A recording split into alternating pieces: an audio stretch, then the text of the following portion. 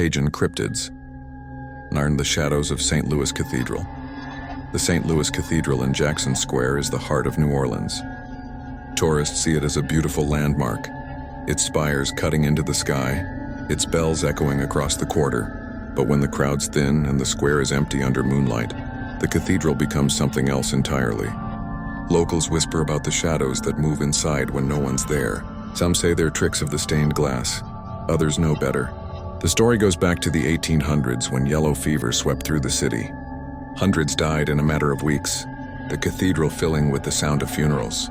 Priests struggled to keep up, reciting rites over stacked coffins. It's said some bodies were buried without ceremony, left nameless beneath the floor.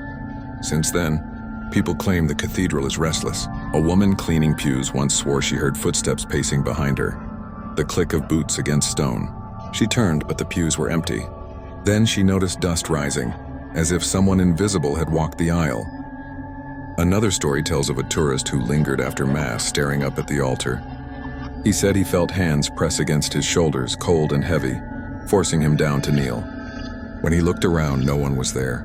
But the most chilling tale is of the shadows. Witnesses say that late at night you can see them.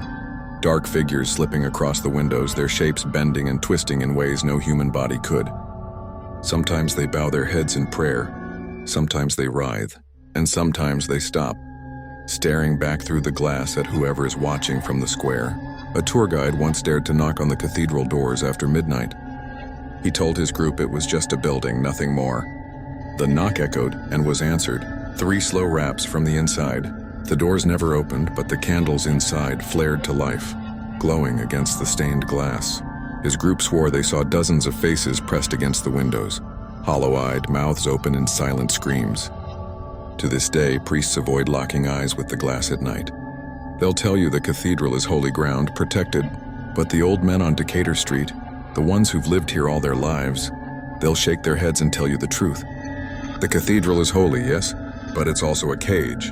And sometimes when the shadows grow restless, the cage doesn't hold.